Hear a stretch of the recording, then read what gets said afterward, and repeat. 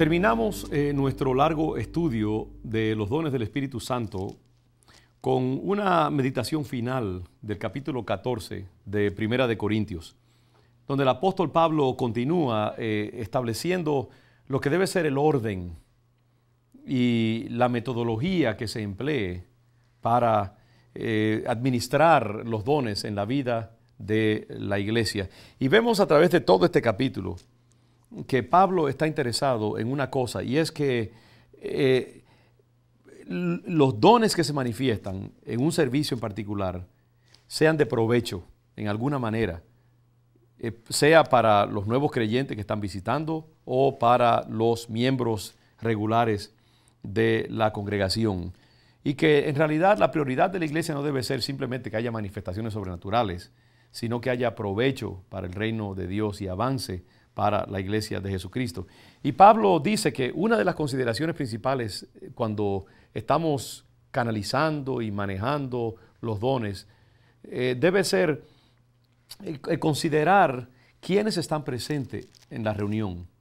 Y si, por ejemplo, hay personas que no son maduras en la fe, y si hay visitantes o personas que están apenas comenzando a explorar los caminos del Evangelio, nosotros tenemos que subyugar el uso de los dones a la consideración de que tenemos que ministrarle a esa gente y que debemos hacer todo lo posible por no asustarlos o escandalizarlos para que se puedan quedar cómodos y recibir lo que Dios tiene para ellos.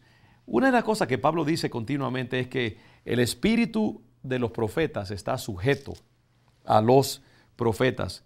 Y lo que quiere decir Pablo con eso es que no podemos decir que no tenemos control del Espíritu Santo. Hay gente que tiene como un respeto excesivo al Espíritu Santo y piensan como que la iniciativa humana y los valores humanos no tienen nada que decir en cómo se administran los dones en el contexto de un servicio. Y no es así.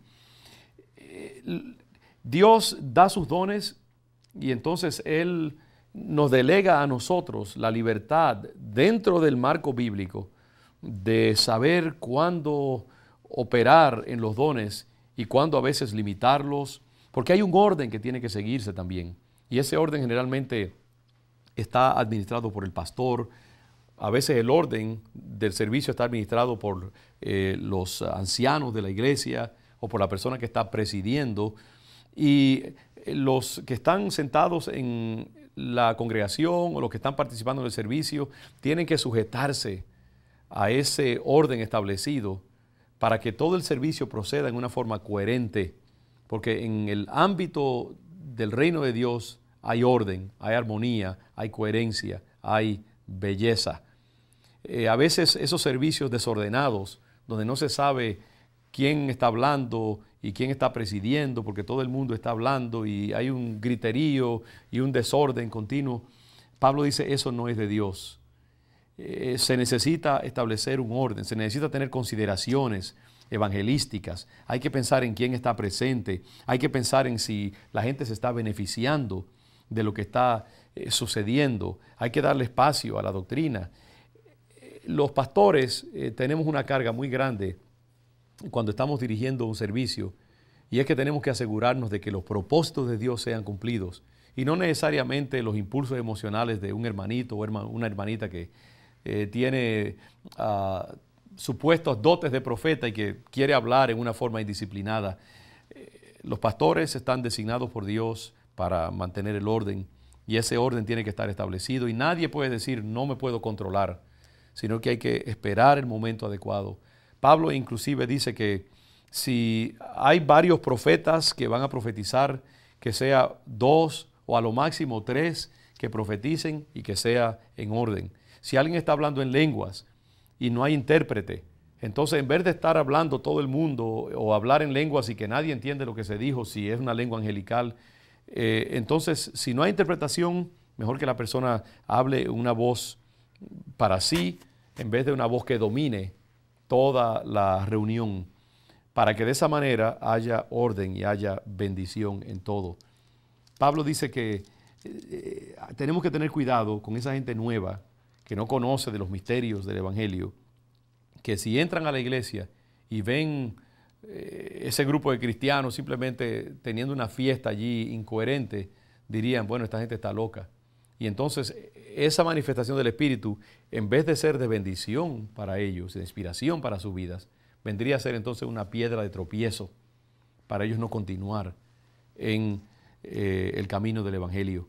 Los que somos más maduros en la fe, tenemos que sujetarnos y pensar en los que son menos maduros y también pensar en el orden del servicio y en la edificación del pueblo de Dios, en vez de simplemente satisfacer nuestros propios impulsos.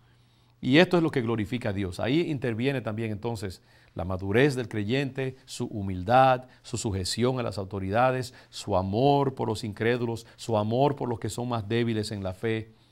Y cuando hay esas consideraciones, entonces el Espíritu de Dios se mueve con mucho más poder y más efectividad. Es decir, que en el capítulo 14, lo que Pablo nos anima a tener en mente es esta idea de que lo más importante es que haya fruto, haya progreso, haya avance, haya fortalecimiento del reino de Dios. Los dones en sí no son un fin en sí mismos, sino que son simplemente un medio. Las lenguas son muy importantes y Pablo dice, yo hablo en lenguas más que todos ustedes, pero dice, yo prefiero hablar un poquito solamente en un lenguaje que la gente me entienda, inspirado por el Espíritu Santo, en este caso profecía, según la llama, que hablar 10,000 palabras en una lengua extraña que nadie puede entender. Y al final de su discurso, en el capítulo 14, Pablo dice con este pasaje bien conocido, así que, hermanos, procurad profetizar, es decir, procurad hablar en un lenguaje entendible, en un lenguaje que sea una comunicación comprensible para los que están oyendo, sea una meditación movida por el Espíritu Santo, una exhortación, una consolación, una palabra de ánimo y de esperanza. Procuren eso sobre todo y no impidan el hablar en lengua, porque claro, las lenguas son bellas, son importantes, son edificantes, pero sobre todo cuando hay interpretación. Y entonces dice famosas palabras, pero hágase todo decentemente y con orden. Eso no quiere decir que tenemos que estancar el Espíritu Santo. La Biblia habla de que no menospreciemos las profecías. Eso no quiere decir tampoco que si en medio del servicio hay exaltación, hay gozo, hay danza, hay amenes bien sentidos y aleluya y gloria a Dios congregacional y levantarse las manos y puede haber hasta danza. Eso no quiere decir que hay desorden. La efusividad y la pasión y el entusiasmo no quiere decir desorden necesariamente.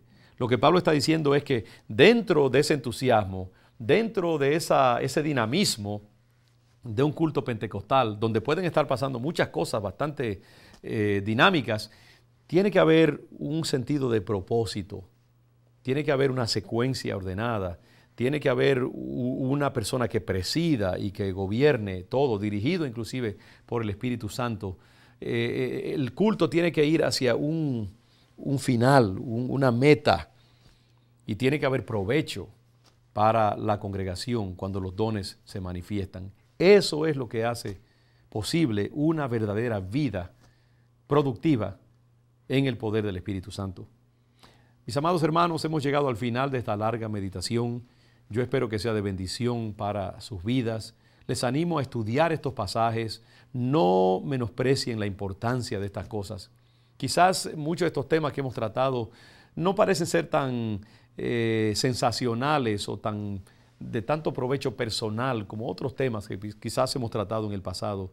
Pero yo les aseguro que es doctrina de Dios muy importante para sus vidas y les animo a meditar en estas cosas y a buscar los dones. Recordemos las palabras del apóstol Pablo. Hermanos míos, no quiero que ignoréis acerca de los dones espirituales. Que el Señor les bendiga y continuaremos con otras meditaciones en el futuro. Les amo en el Señor y es un privilegio para mí compartir mi vida con ustedes. Me despido de ustedes, el pastor Roberto Miranda, para Dios Habla Hoy. Muchas bendiciones.